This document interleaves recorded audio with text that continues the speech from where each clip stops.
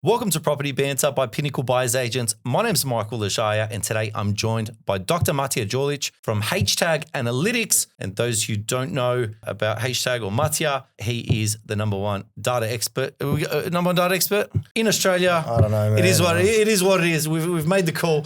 This is a cracking episode. We're going to be talking about suburbs to buy in Tasmania under 800,000. Let's go.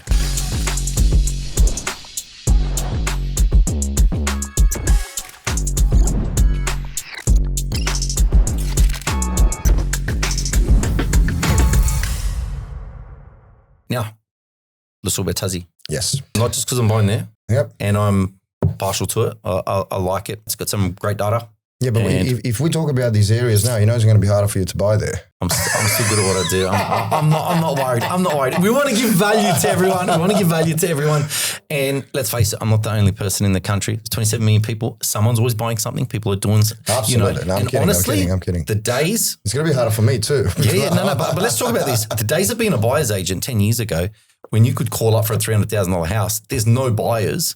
You offer them $230K, they accept it. It's awesome. You've just bought heaps under market value and you're sweet. You had no competition. The agent's like, oh my God, you're a buyer's agent. Can you give me buyers? I'm like, yeah, of course. No problem. I'll give you $230 for this. And it was a different time. Now everyone's in competition everywhere and there is no easy buyer's agent job. So, hey. And then plus all this is available on the HtAG platform anyway. So it's not like everyone can find this. In all honesty, this is where the competence of a buyer's agent comes into play. You know, I had an individual send me, I wouldn't say abusive messages, but it wasn't really forthcoming. Hey, what's it like on the receiving end now? Because usually you're the one sending them, right? It's like, why'd you talk about these areas? You know, and I'm saying, mate, if this is the only area that you're buying in, first and foremost, I talk about areas when people ask me. You know, I'm not going to lie about what is good, what is bad, because it just goes against my ethics, you know. But if I mention an area and that is the only thing that you're relying on, and by the way, it wasn't a 10 out of 10 area, to tell you the truth, you got a problem then, you know. So I think if you're a good buyer's agent and, you know, something is emerging as a front runner, you know, you'll really showcase how good you are with your ability to actually speak to sales agents, negotiate, buy within those markets that are emerging as well, you know. Yep. So I guess it's a great way to showcase, you know, let's see how good you really are, you know, like not you, but the buyer's agent in general, you know. Exactly. There's so many things that you need to be good at to be a good buyer's agent, right? It's not just Absolutely. Yeah. But listen, Tassie, let's do it. So as I said before, it's coming up in the shortlist, and I would say it's coming up in a warm spot methodology shortlist. Now, what is interesting about the current market and where we are at is that a warm spot is not really a warm spot anymore. You know, when I say a warm spot will usually be an area that's generating between, you know, -3 to +5% growth. You're getting, you know, 2 or 3 offers on the house.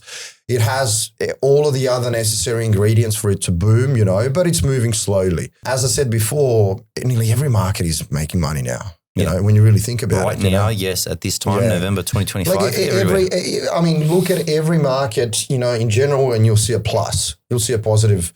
You see +1, 2, 5, 15%, you know. So there's no markets downtrending now. When I say I'm speaking in general terms, obviously there are some suburbs that are downtrending.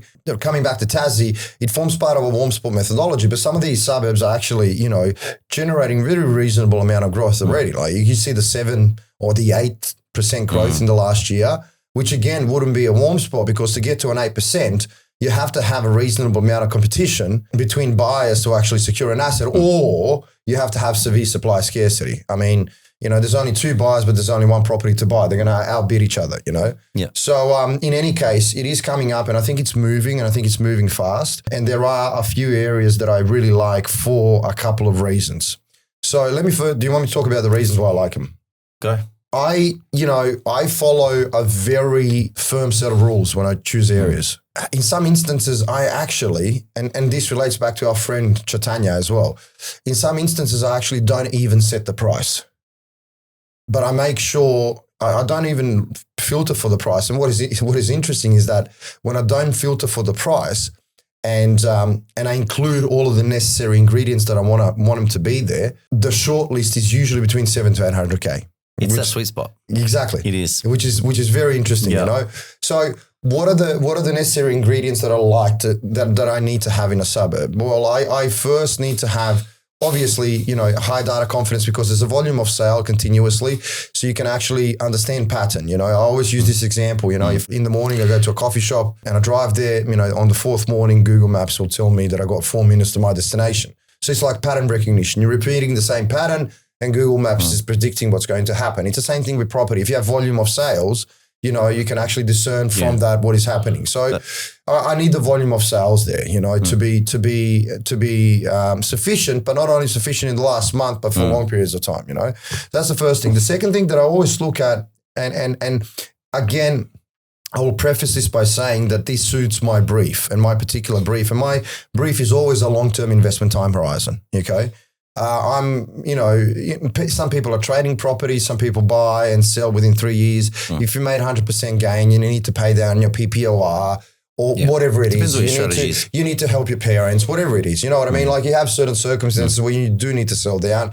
In my instance, it's always long-term, you know, and if I'm investing long-term, I need to have certain levels of industry diversification, because I don't want those markets to be actually sensitive to macroeconomic changes. And I always use an example of, if you have a chair with 5 legs, if one leg goes, you can still stand on it. Oh, sorry, stand on it. Well, stand if you're sort of at a party. If you're at a party, but you can sit on it, you know. If another leg goes, you're sort of wobbly there, you know. It's the same with industries, you know what I mean? You need, if something changes and one industry suffers within that town, there are 4 or 5 other industries that are affluent that are supporting it. And the industry diversification is very closely related to volatility of a suburb and price movements, you know. When the industry is diversified, there's less volatility, ergo more compounding, high annual averages, you know. Now, that's one ingredient. Another ingredient that I look at that must be there is affordability. So the areas must be affordable for its residents, you know, because research tells us that, you know, we buy within the LGA that we rent in. So most of the people that are actually renting and that want to become homeowners and purchase their PPOR or become an owner-occupier, they will purchase within that LGA. So it needs to be very affordable there. And I mean, 2/3 of mortgages are given out to owner-occupiers. In Darwin, not, again, generally. So you need to satisfy that owner-occupier cohort, because it's one of the largest purchasing cohorts. So it needs to be very affordable. The third thing that I look at is socioeconomics. So socioeconomics need to be neutrally or elevated. What do I mean by socioeconomics? We can reduce it to a notion such as affluence, you know, especially if you're buying the price point that we're discussing today, around 800K, there is 0% chance that something will double in value in a decade with disadvantageous socioeconomics. So, you know, ABS has published a metric called HtAG, which is an index of socioeconomic advantage or disadvantage, and it's a score from 1 to 10, you know. Disadvantageous socioeconomics are scores 1 and 2, you know. So if you're buying in a market, there is only, from memory, 20 markets or 18 in Australia that have reached $1.1 million in value with a socioeconomic score of 1 and 2. And 98% of those markets are located in which state? What do you think? In New South Wales. Absolutely. Fairfield, yeah. Cool. Yeah. No, sorry, I'm just like you said. You know those. Didn't know that. You know it those makes sense. Yes, you know those markets, and all of them around that same area. You know, so which means that you know, if you're buying, but that's at 1.1 million. You know, but if you're buying at 800K and you want it to double to, you know, 1.6 or whatever it is, like not allowing for compounding, you can't have negative socioeconomics. And if you're a long-term investor like myself, you need to look at the socioeconomics. So that's one of the another ingredient that must be satisfied. And then lastly, what must be satisfied for me in order, and I'm outlaying my thesis here, yeah? So this is the thesis that I'm talking about. Now, this is only partial thesis. This is maybe 30%. There's underneath the iceberg when it comes to ranking and all these other things, probably another podcast. But the first thing that I don't consider demand. So a lot of people speak about growth from the side of demand, you know, but you can manufacture demand. Let's say, you know, Pinnacle Buyers Agents does 200 deals a month. HtAG has, you know, 5,000 members in Mastermind. You know, we pair up together and we say, let's all go to Ballarat, you know, whatever it is, you know what I mean? We can manufacture the demand side of the equation, you know. But when something is manufactured artificially, it's what goes up also artificially goes down, you know? So I address the supply. To me, it's very important that there's severe supply scarcity in the area. Not only now, but also projected in the future, you know? And this is when it comes to layering trends and looking at trends for supply metrics. So if I have those ingredients satisfied, I'm 50% there, you know? And there are Tasmania areas that are perfectly satisfying those conditions, you know, and the next step would be for me to actually rank them. So you have economic diversification, affordability, data accuracy, and socioeconomics and supply scarcity, essentially. Yeah. Done. Now, Lenah Valley. I'm just going to throw that out there straight up. Okay, so what are the areas? You want to talk about the areas? Yeah, let's go. Let's see. So, by the way, you know that like English is my second language and I find it very difficult to pronounce these names. So what do we see on the screen, guys? We see Lenah Valley, we see Midway Point, Norwood, and help me out with this last one. Trevallyn. Yeah, yes. Trevallyn. But I'm also mispronouncing Glen Orchy or Glen Orchy. Is it Orchy or I think Orchy? it's Orchy. I think they call it Orchy. But yeah, okay. I don't know. So we'll get it wrong. You want to talk about Lenah Valley? I like Lenah Valley. All right. Why do you like it?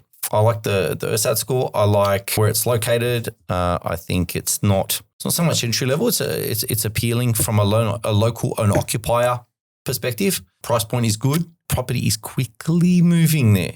Now, I don't know if it's a warm spot. I think it's more of a hot spot. We're finding that, looking at stock just a couple of months back and what the current asking price for properties is as of, today, early November, it's changed dramatically. It's been hit by obviously a lot of buyers agents, but why I like it is that owner-occupier appeal. Has it been hit by a lot of buyers agents? Yeah.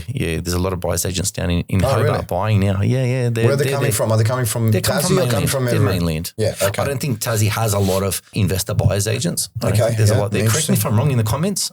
But yeah, I think they're on mainland. I think they're always Sydney or Melbourne, really. Okay. Yeah, interesting. So, I would call it a perfect warm spot because if I look, and by the way, as you know, we use typical price, not medium. So for listeners, if they go and check the mediums and they say, Matt, it's grown X, but you said Y, it's a different methodology of calculating. Explain to them typical versus median. So it's hard to explain because it is statistical, metric, essentially data science, but typical price is a revisionary metric in a sense that it revises itself as more information is coming in and it doesn't have these oscillations as the mediums do, So it's more of a directional metric, i.e. directional price metric, So, whereas a median can be skewed. So a median absolutely.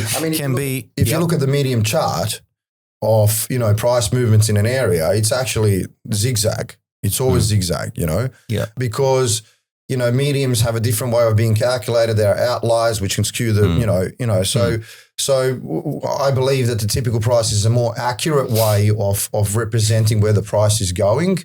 This is why there's a divergence probably in what I'm going to say to what, So what are we looking at? We're looking at 782 typical price and it's grown 0.68% in the last year.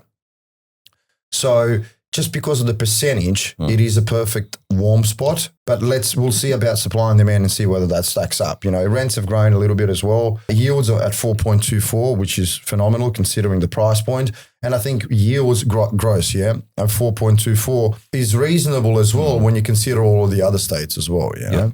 What do I like about the area? I like the fact that, it's very diversified when it comes to its economy. Again, stacks up when it comes to, my long-term thesis and the legs of the chair. It has infrastructure spending, higher levels of infrastructure spending per capita, per person, sitting at $434, which is reasonable. Anything above $200 is per person is great. Now, what that means to me is that, for example, when you have an instance where industry is diversified, yet you have infrastructure spending, that is a great precursor to population growth.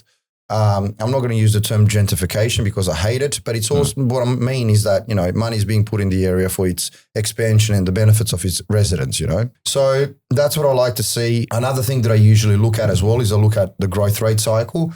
Now, what is very interesting about this area and depicts the fact that it's a very perfect counter-cyclical investment area is that, if you compare the area to itself, across different timeframes of growth, you see that the area has seen 29% less growth in the last 3 years than 3 years before that. It has seen 31% less growth in the last 5 years than 5 years before that.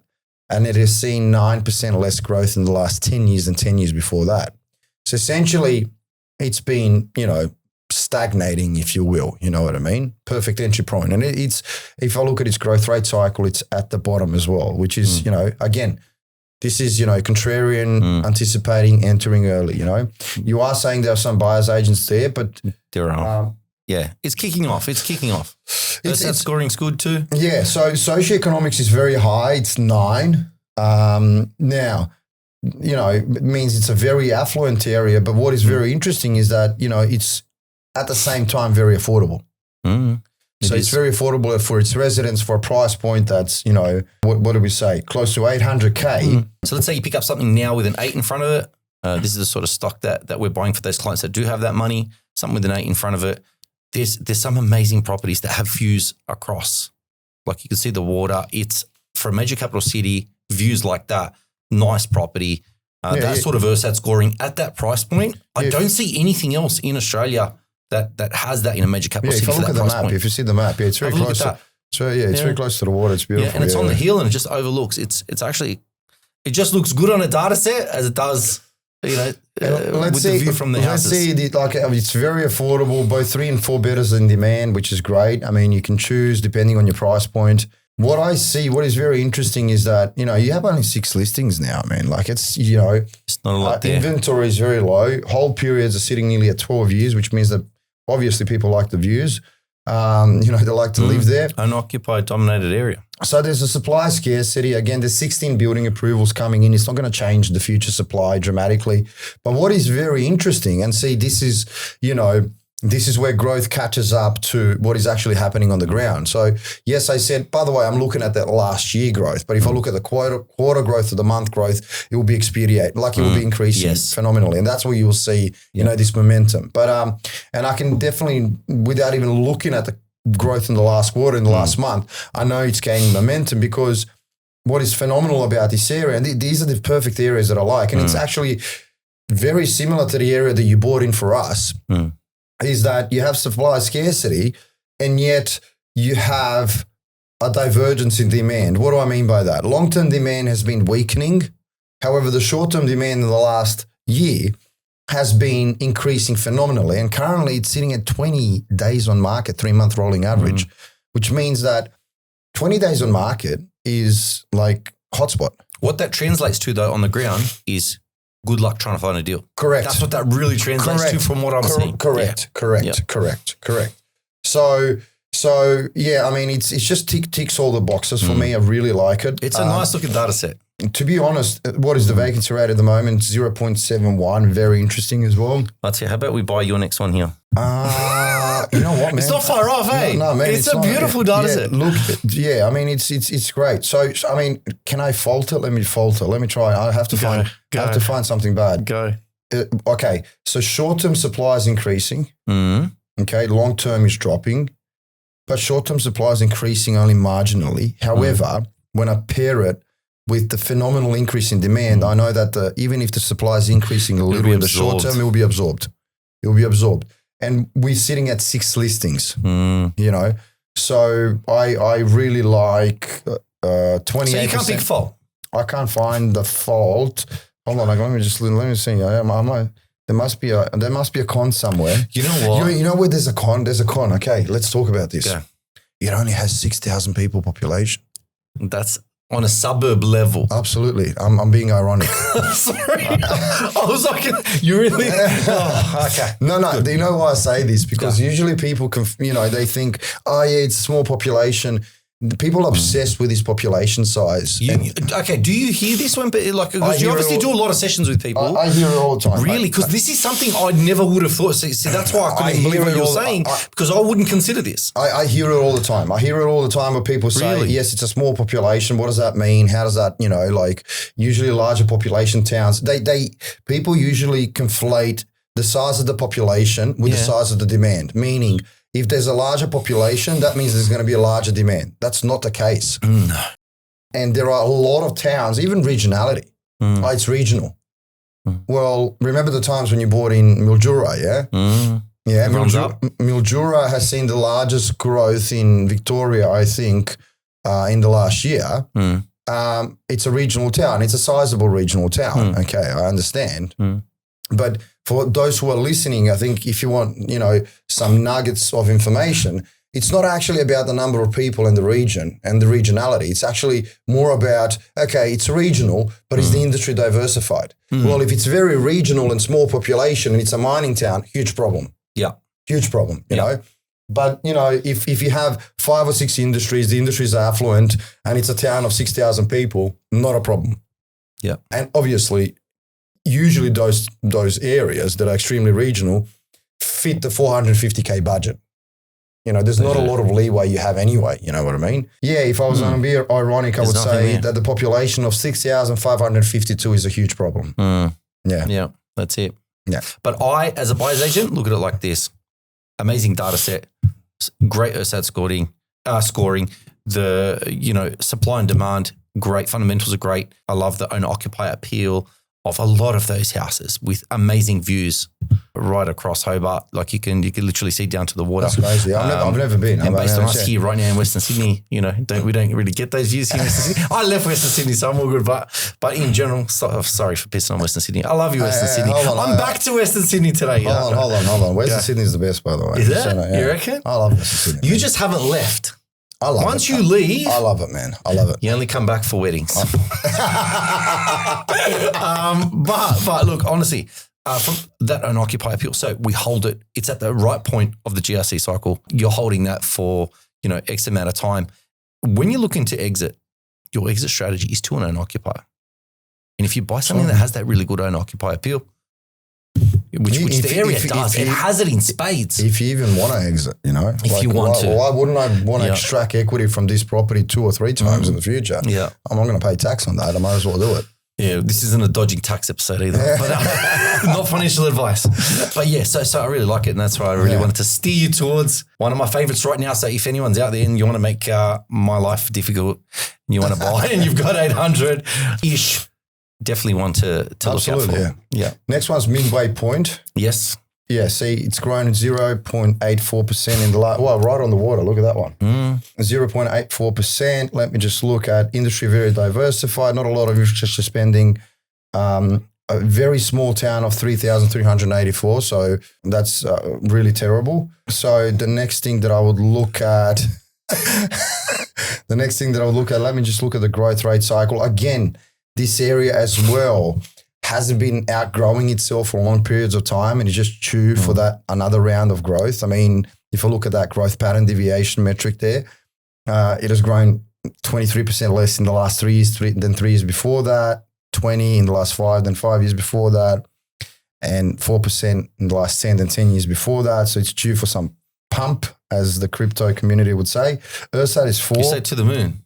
No? To the moon, No, pump and dump scheme. Well, that's equities or crypto, same. HtAG is 4. So right away, from what I've seen up to this point, Lenah Valley, if that's how you pronounce it, would be my preferred choice. Yes. HtAG is 4, bigger than, Currum Downs. Affordability is still affordable, but Lenah Valley is more affordable for its residents. So again, Lenah Valley more the premium pocket. Yeah, wins there. Supply scarcity is better in this instance. There's 4 listings, but it's also trending down both long-term and short-term. Now, this is where, it will be more of a warm spot in a sense that you have 37 days on market, 3-month rolling average. So it gives you a bit more time as a buyer's agent to actually purchase there. We also see the short-term demand is improving in terms of long-term demand. So when I talk about long-term demand, I'm talking about a 5-year span, while short-term demand is 1 year. So you can see a divergence there as well. In the sense that, short-term demand is improving. Whole periods are sitting at 11 years. People love to live there. They seem to love the views. What is the vacancy rate? 2.71. Not perfect. It's neutral, Again, great option. Now, see, this is the thing, this price point is 642, while Lenah Valley is nearly 800K. So if people can't afford Lenah Valley, you would divert to the other one. And it's not a bad choice. But if I had to choose, I'll choose Lenah Valley, up to this point. Okay, so the next one is Norwood.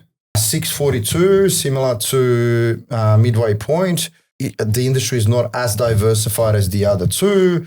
So that would be, again, a cross or a blemish.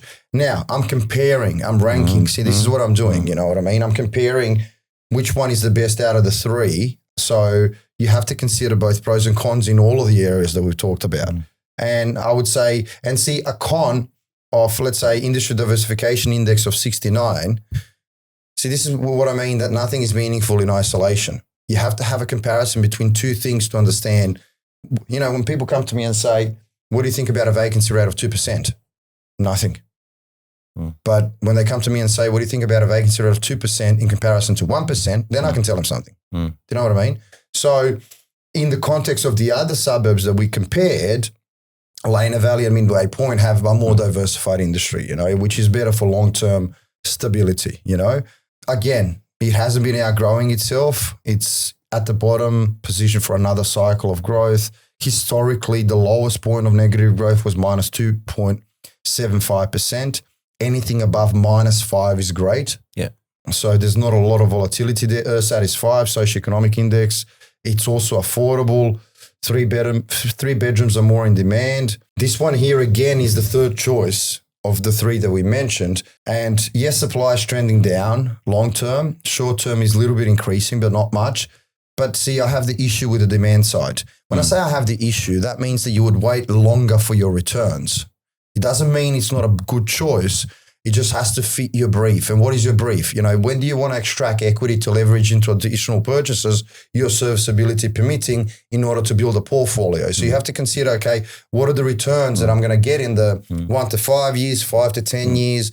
You have to slice all of that. And this comes back to us talking about the hotspots, where not every hotspot suits everyone. And this is why everyone shouldn't be just chasing, hey, what's the best hotspot? Yeah, because as you said, you might enter a hotspot at the peak of the cycle, and you'll get in the next year 15%, but it's going to start subsiding. And because everything moves in cycles and nothing is perpetual, when it starts subsiding, it might stagnate for 5 years until it starts kicking back up again, you know? So the fact that you made 160K in a year or whatever that is, it has to be set in the context of, okay, where is that in the position of the cycle?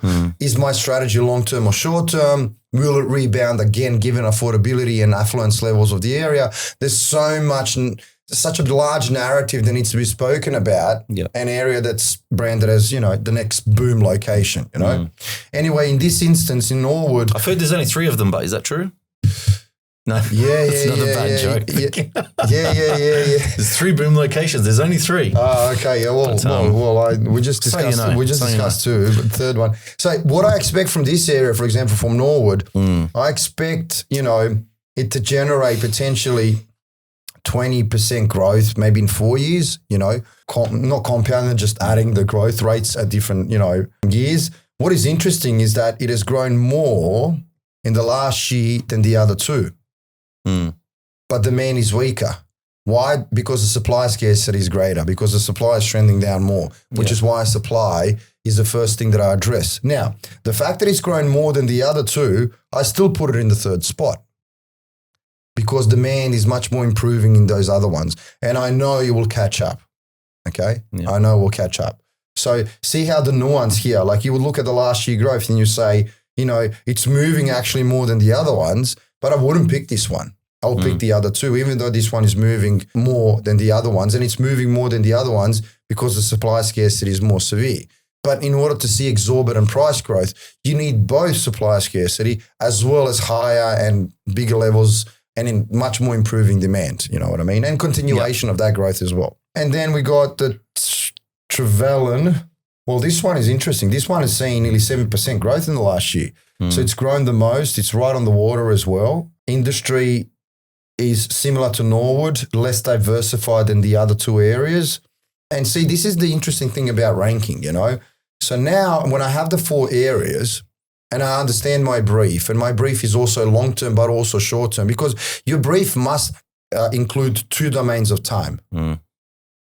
It can't just be, you know, and this is what fascinates me. I have strategy sessions usually with buyers, agents and investors, and they like, I've never been asked these questions.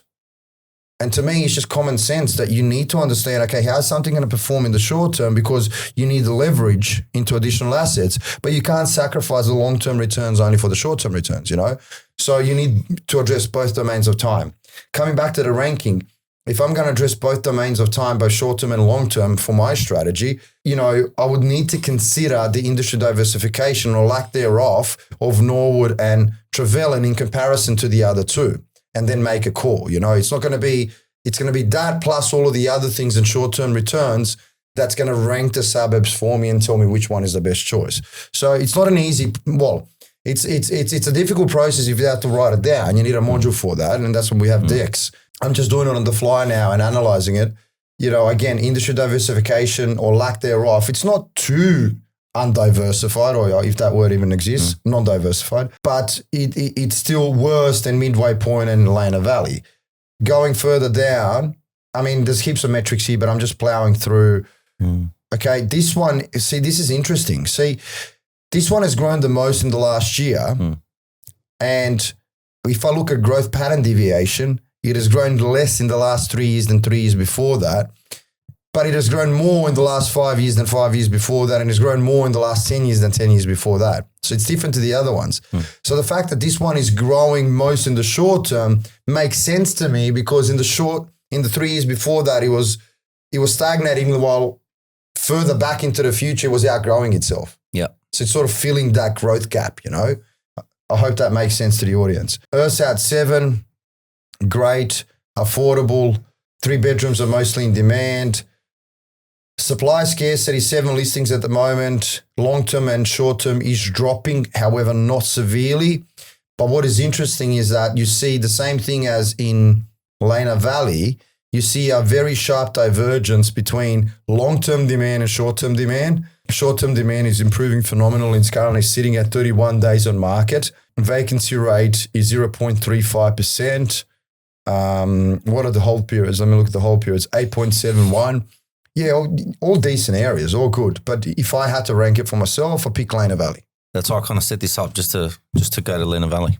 Oh, did you pick? Yeah, that's what I wanted. Yeah, that's really? the suburb. That's the suburb. That's why. And so it is the suburb. I'm here to talk about that suburb. That's why I'm listening to you on the other ones, and I've seen them in the past, but Lenah Valley is the one that I like the most, and then that's what I want to talk about. Yeah, it's interesting. It's interesting that there's also a couple on there that we've also purchased that aren't on there. Like we just actually when you did the data set earlier, we had Old Beach and Glen Orchy. I still haven't worked it out. I'm just gonna have to pick one of them and go with it. Just go with it. But you mispronounce all the time, so exactly. It's okay. I'll do it. Honestly, a lot of growth, a lot of activity in those markets right now. So I like everything that I see. You know, as you know, we're getting ready to buy again, and I have to do an analysis again on where we want to buy. I mean, we're always looking at that price point of 700 to 800K, because it is the sweet spot, you know. And when I say the sweet spot, it has the biggest probability of doubling in value, all other things being equal in a decade. Yeah, so, you know, definitely something to consider here. And again, you know, it's one of these things. I mean, if you had to weigh it up, you probably know this better than me. If you had to weigh it up when it comes to the congregation of buyers agents, you know, I would definitely say that Tassie, as there's buyers agents there, but it's much less congregated than Darwin, Melbourne, you know. Melbourne, everyone seems to be in Melbourne. Melbourne and Darwin recently, you know. Perth, you know, you have the buyers agents. There's a heaps of buyers agents that are our customers that are actually operating in Perth only, you know. So you have those buyers agents that function within a particular domain, and they're still buying there, and there are interesting areas. It's funny how, you know, when everyone was talking about Perth, I wasn't interested in it. I was looking at Melbourne and not Tassie. What's the Queensland one? Starts with T. No, we'll talk about Cairns. No, Cairns, and then the other one. See, just that's with a T. Yeah. I bet someone's watching this right now going, they know it, and we're thinking about it. No, I can't think of it. Queensland starts with T.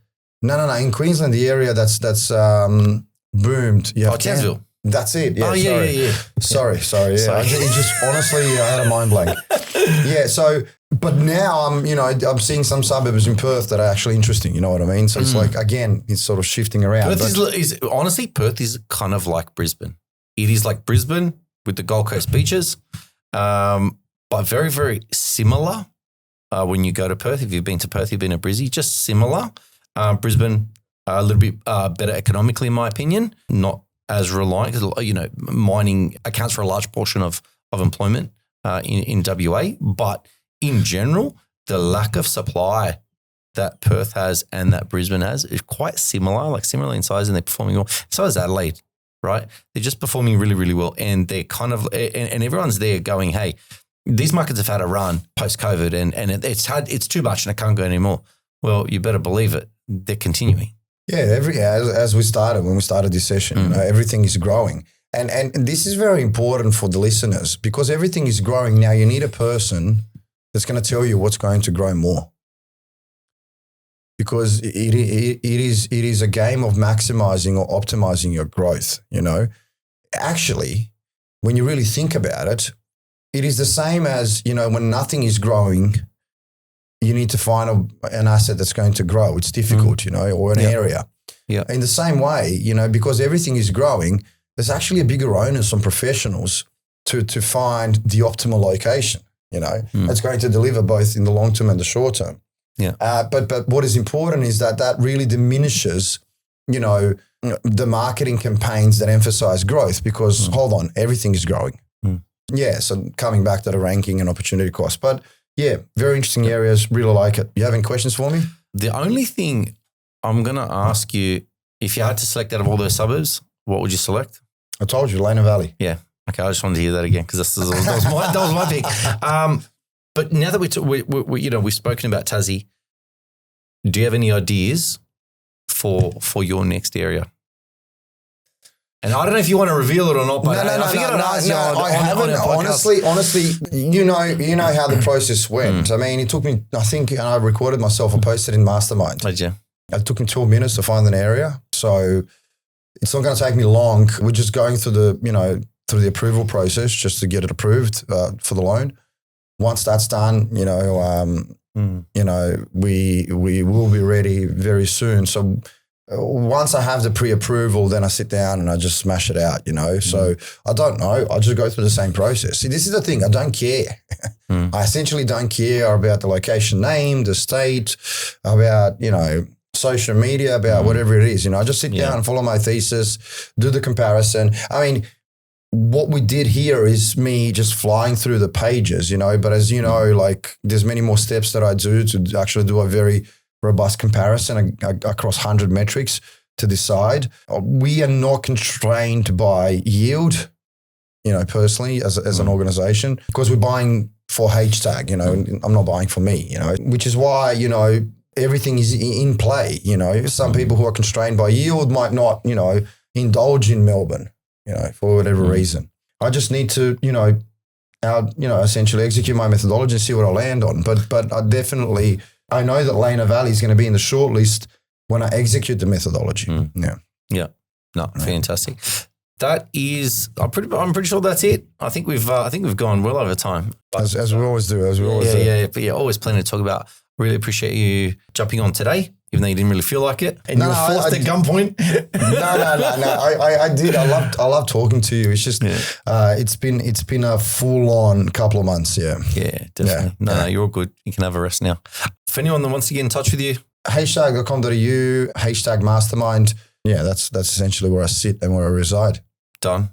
Thank you so much, Dr. Matt. Everyone, that's Mattia Jolich from HtAG Analytics. I thank you so much for joining us on this episode. I hope you got a lot out of it. Please share this with a friend, subscribe, check out the HtAG link, and until next time, take care. Take care, guys. Thanks.